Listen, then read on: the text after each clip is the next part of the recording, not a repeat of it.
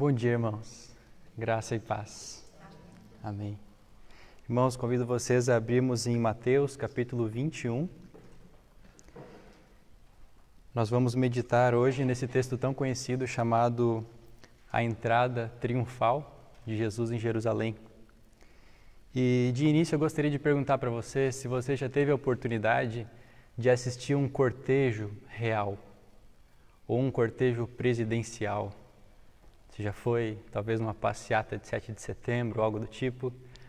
Eu, graças a Deus, tive a oportunidade de assistir os dois no mesmo dia, por acaso, mas eu vi um cortejo real, com centenas de soldados, com espadas, alguns com armadura, uma cavalaria inteira, 7 canhões, né? Tudo tão suntuoso. E aí eu saí dali, caminhei por uma avenida e descobri que o presidente americano estava passando ali, eu não sabia.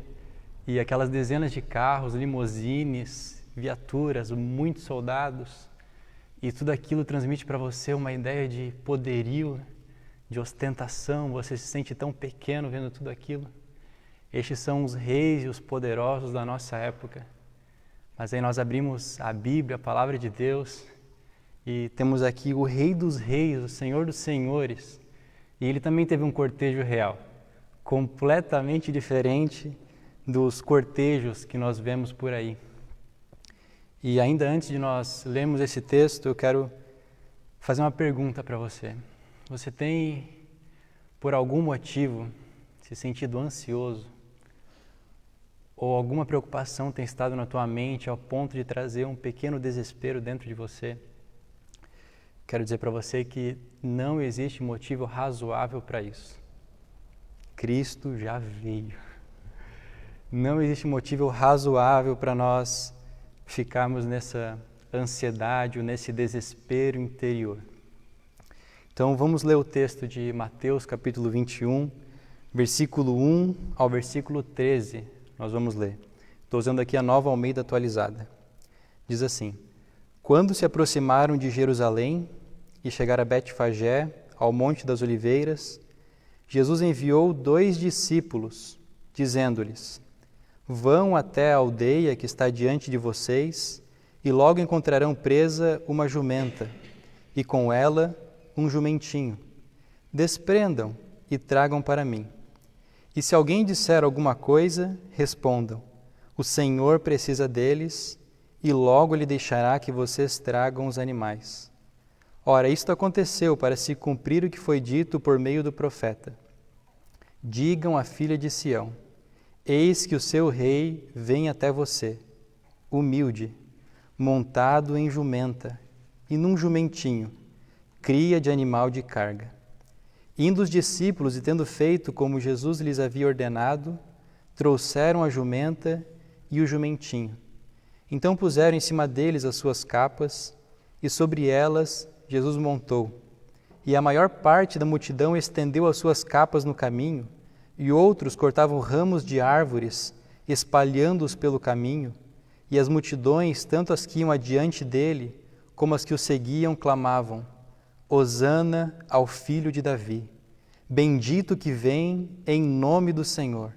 Hosana nas maiores alturas. E quando Jesus entrou em Jerusalém, toda a cidade se alvoroçou e perguntavam: Quem é este? E as multidões respondiam: Este é o profeta Jesus, de Nazaré da Galileia. Jesus entrou no templo e expulsou todos os que ali vendiam e compravam. Derribou as mesas dos cambistas e as cadeiras dos que vendiam pombas e disse-lhes: Está escrito: A minha casa será chamada casa de oração. Mas vocês estão fazendo dela um covil de salteadores. Vamos orar. Senhor Jesus, obrigado pela Tua palavra. Obrigado por esse momento de meditação aos Teus pés, Senhor. Nós pedimos a Ti a Tua graça, a Tua revelação, Senhor, para vermos quem Tu és de verdade, Senhor. Oro por aqueles que ouvirão esta mensagem, Senhor, que a Tua palavra entre nos corações, Senhor, e conceda a revelação de quem Jesus é. No nome de Jesus nós oramos, Pai. Amém. Então aqui está um texto tão simples, tão humilde, modesto, a respeito de quem esse texto fala. O tema dessa manhã é: quem é este? É a pergunta feita no versículo 10. Quem é este? Toda aquela multidão em trânsito, aquelas pessoas clamando, Hosana ao filho de Davi, e alguém pergunta: quem é este? Talvez hoje em dia muitos ainda perguntem: quem é este? Tantos lugares de culto por aí, tantos crentes por aí, tanta gente falando da Bíblia, falando sobre Jesus, mas quem é este? Quem Jesus é? E esse texto nos ensina 4 coisas sobre quem Jesus é. A primeira coisa é: Jesus é rei. Isso está muito claro no texto. E Jesus é rei por direito. Olha o versículo 5. Digam à filha de Sião: eis o seu rei, vem até você. Isso é uma profecia de Zacarias. Zacarias profetizou 500 anos antes desse evento que nós estamos lendo aqui, dizendo que o rei de Israel entraria em Jerusalém montado num jumento, um animal de carga. E nós sabemos, pelo relato dos outros evangelistas, que esse jumentinho provavelmente ainda não tinha sido nem amansado. Então, além de ser um animal de carga, ele era especialmente desconfortável na viagem. Mas esse profeta Zacarias fala: eis aí vem o teu rei. Jesus é rei por direito. No versículo 9, a multidão está clamando: Hosana ao filho de Davi. Essa multidão conhecia muito bem essa frase, conhecia muito bem a Davi, rei de Israel, a quem o próprio Deus deu a promessa de que o seu descendente herdaria o seu trono e governaria sobre Israel, e o seu reinado não teria fim. Esse descendente é Jesus. E essa multidão clama: Hosana, salva-nos agora. Ou Hosana ao filho de Davi, salve o rei. Eles reconhecem a monarquia, digamos assim, de Jesus. Eles olham para aquele homem em cima de um jumentinho e dizem: ele é rei. Então, não apenas o autor desse evangelho, Mateus, reconhece Jesus como rei. O profeta Zacarias o declarou como rei. Aquela multidão que o estava vendo naquele dia o declarou como rei. E nesse dia, provavelmente, tínhamos pessoas de todo Israel. Era a semana da festa da Páscoa, a semana onde o Senhor seria crucificado. A multidão em Jerusalém era 5 vezes maior do que o normal. Aquela cidade estava 5 vezes mais populosa do que o normal. Pessoas de todo Israel clamando: Hosana ao filho de Davi. Hosana, bendito que vem em nome do Senhor. Jesus é rei, e sendo rei, ele é humilde. Versículo 5 também, a profecia de Zacarias: eis o seu rei vem até você, humilde, montado em jumenta. Eu falei no início sobre um cortejo real, um cortejo presidencial, e nessa época de Jesus, os generais, grandes conquistadores, também faziam cortejos. Eles entravam em Roma depois de ganhar alguma batalha, montado a cavalo. O cavalo é um símbolo de poderio militar na época. Os generais vencedores subiam em carros até cobertos de ouro, ostentando o seu poderio, e faziam aquele grande cortejo com vários, dezenas de soldados. Os seus prisioneiros eram levados para as arenas para lutar com as feras.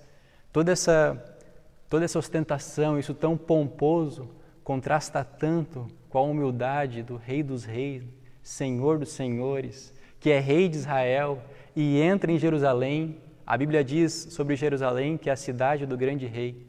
Jesus entra nessa cidade montado num jumento. Como eu disse aqui, um animal de carga, que provavelmente não era nem amansado ainda. Então foi uma viagem muito desconfortável. Mas era assim que a Escritura havia dito que aconteceria. É assim que aconteceu. Sendo rei, Jesus também pode ordenar. Nós vemos no versículo 2 que ele dá uma ordem para aqueles 2 discípulos que ele mandou ir à frente. Ele manda 2 discípulos para prepararem o caminho. E ele diz assim: vão até a aldeia que está diante de vocês e logo encontrarão presa uma jumenta e com ela um jumentinho. Então ele manda que esses 2 discípulos desprendam e tragam o animal. E aí eles perguntam, o Senhor diz: e se alguém disser alguma coisa, respondam: o Senhor precisa deles. Quanta autoridade nisso. O Senhor diz, vão até lá, vocês vão encontrar um animal, desprendam. Se alguém perguntar, a única resposta que você vai dar é, o Senhor precisa deles. Um rei, quando dá uma ordem, ele não precisa explicar as suas ordens, né? Ele simplesmente ordena, façam assim. E se alguém questionar, o Senhor mandou. E aí o animal vai vir. E foi o que aconteceu. Ele deu uma ordem, aqueles discípulos obedeceram. Alguém talvez questionou e disseram, o Senhor precisa dele. E eles trouxeram aquele animal. Simples assim. Sendo rei, ele é rei por direito, ele é humilde e ele tem o direito, né, como rei, de ordenar. A segunda coisa que vemos sobre Jesus, quem é Jesus? Jesus é o Messias. Claro, sendo rei de Israel, ele é o Messias. Mas Jesus é o Messias. No versículo 9, a multidão, aquela tão grande multidão, está clamando, Hosana ao filho de Davi, bendito que vem em nome do Senhor. Hosana nas maiores alturas. O título Messias também é traduzido como Cristo. E o povo de Israel esperava o Messias há milhares de anos. Desde Moisés, eles o esperavam. E todos aqueles profetas, de Moisés a Malaquias, mais de 1000 anos de intervalo, todos aqueles profetas falaram sobre o Messias. E esse povo de Israel que tanto sofreu, uma escravidão de 400 anos no Egito, peregrinaram no deserto, lutaram aquelas batalhas para conquistar a terra prometida, depois os reis que vieram, reis maus, os exílios, aí eles retornam do exílio 70 anos depois, uma pequena parte do povo, tudo que eles encontram são ruínas, aí eles estão reconstruindo aquilo. Alguns anos depois, o império estrangeiro vem e os domina, estão debaixo dessa opressão, tantos anos de espera, tanto sofrimento, mas agora eles não precisam mais esperar. Agora o Messias está entrando em Jerusalém e a multidão reconhecendo quem ele é, diz, Hosana. Ele é bem-vindo, bendito que vem em nome do Senhor. Hosana nas maiores alturas. Um cristão judeu diz que essa frase, Hosana nas maiores alturas, é como se dissesse, os anjos na maior altura, cante a ele. Né? Ele era um homem montado numa jumenta, eles estão dizendo, nas maiores alturas, Hosana. Ele é o Messias. Sendo o Messias, ele é rei de Israel, como profetizado em Zacarias. Zacarias não estava falando sobre um rei qualquer. Zacarias falava sobre o Messias, o prometido de Deus. Aquele que Deus falou a Abraão tantos anos antes. Deus falou a todos aqueles homens, Deus falou a Davi, se cumpriu em Jesus. Nesse dia, nessa entrada tão humilde, ali estava a promessa de Deus. Sendo o Messias, ele tem poder sobrenatural. Nós já vemos o versículo 2 e o versículo 3. Eles ainda não haviam entrado naquela aldeia. Eles estavam a quilômetros de distância da aldeia. E Jesus diz para os 2 discípulos, vão até lá. Vocês vão encontrar um jumento e uma jumenta amarrados. Desprendei-o. E ele também sabia que talvez alguém ia questionar eles. E ele já dá a resposta. Isso demonstra onisciência ou presciência. Eles não haviam entrado na aldeia, mas Jesus podia dizer o que iria acontecer naquele lugar. O anúncio da sua messianidade já estava sendo feito ali. E eles vão e é exatamente aquilo que acontece. Como Messias, ele é o Filho de Deus. No versículo 12 e 13, nós vemos que Jesus entra no templo, a casa de Deus, e aquele povo de Israel, mais do que qualquer outro, sabia que o templo era a casa de Deus. Jesus entra ali e diz, a minha casa será chamada casa de oração. Ele como que reivindica essa casa aqui, que é a casa de Deus, é a minha casa. Sendo Messias, ele é rei, tem poder sobrenatural e ele é Deus.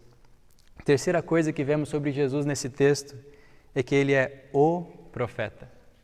Ele não é um profeta apenas, como muitos outros.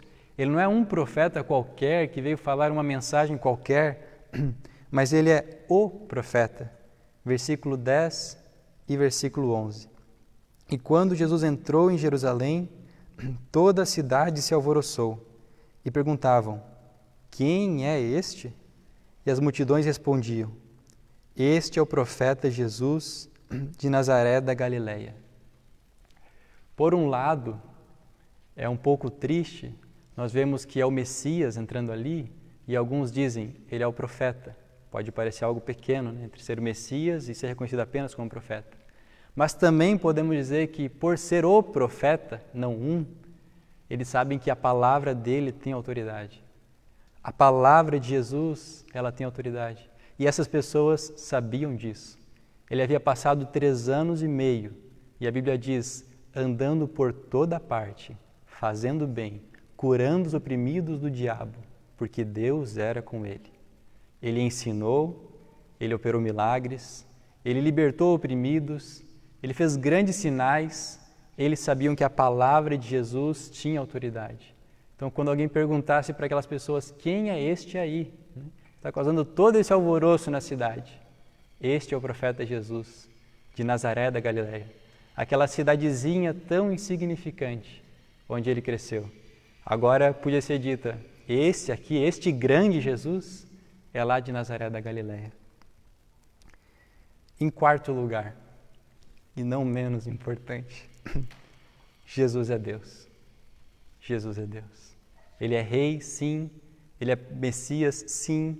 Ele é o profeta, sim. Maior do que Moisés, maior do que todos os profetas.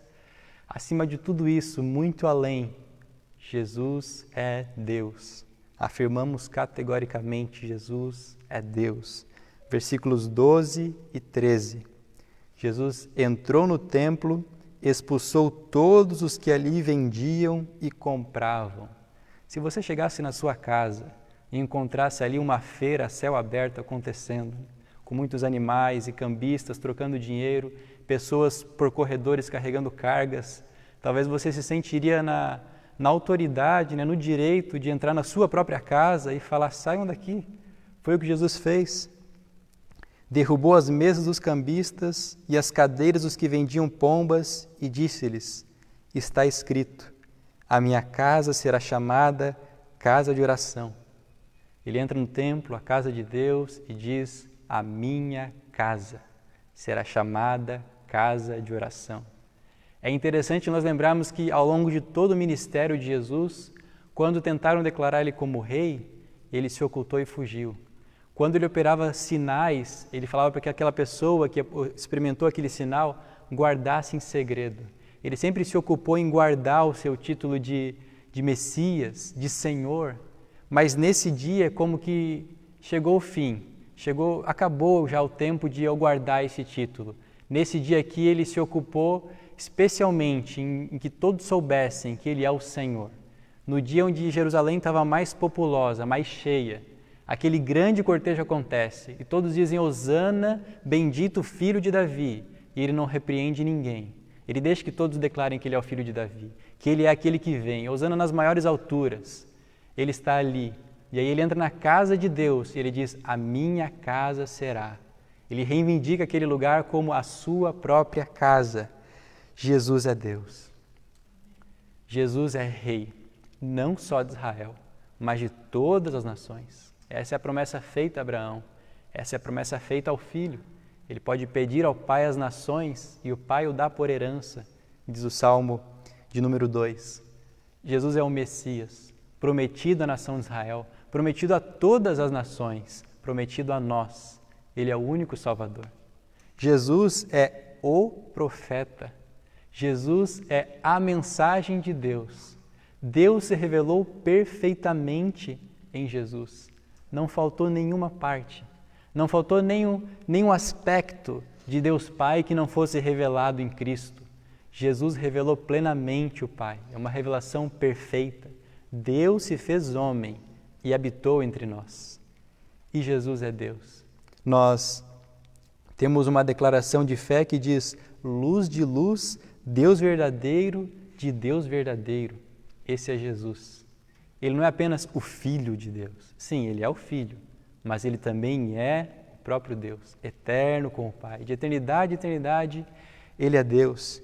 E ele se fez homem, ele veio a essa terra, ele padeceu, ressuscitou ao terceiro dia, foi exaltado. E a Bíblia diz que ele voltará, julgará vivos e mortos. Este é Jesus, Rei, Messias, Profeta, Deus. E diante deste Jesus, quem é este Jesus? É este que nós vimos, que a palavra declara, que nós declaramos que Ele é o nosso Senhor. Quero convidar você que me ouve a crer em Jesus, porque nele nós podemos confiar. A Bíblia diz que é impossível que Deus minta. 1 Pedro capítulo 2, versículo 22 diz que nele não existe pecado, nele não houve nenhum pecado e na sua boca não se encontrou nenhum engano. É impossível que Deus minta, assim também é impossível que Jesus minta. Jesus é Deus. 1 João capítulo 3, versículo 5 diz que nele não existe pecado e ele se manifestou para tirar os nossos pecados. Este é Jesus. Creia em Jesus, confie nele, se entregue a ele. Sendo rei, ele tem o direito de governar sobre o seu coração. E eu garanto para você, ele é um rei gentil. Vimos que ele entrou montado num jumentinho, ele é humilde. E ele se chega ali em tanta humildade que constrange. Ele não vem impor o reino dele por violência, como os generais, reis de todas as épocas, presidentes da história já fizeram. Ele impõe o seu reino com amor. Ele não vem impor a sua autoridade de maneira violenta e grosseira, mas ele é humilde, ele é gentil conosco, ele é manso. Nós o amamos porque ele nos amou primeiro e de maneira incondicional. E é desta maneira que ele te ama. Ele decidiu te amar e te amou primeiro. Por isso hoje você pode amá-lo. Se entregue a esse Jesus. Confie nele. Vamos orar mais uma vez. Pai eterno, nós te agradecemos, porque Jesus Cristo veio a nós. Deus estava em Cristo reconciliando consigo mesmo o mundo. Obrigado, Senhor Jesus. Tu és o nosso Rei. Tu és o Cristo, o Messias de Deus. Tu és a verdade, Senhor. Tu és o profeta de Deus. Tu és Deus, Senhor Jesus.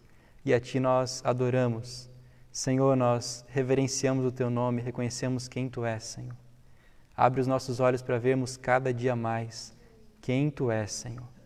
No nome de Jesus é que nós oramos, porque nesse nome há poder, neste nome há autoridade. Obrigado, Senhor, porque por meio de Jesus nós somos aceitos, por meio de Jesus temos paz contigo, Pai. Amém, Senhor. Receba esta palavra, se entregue a Jesus, confie nele. Grande abraço.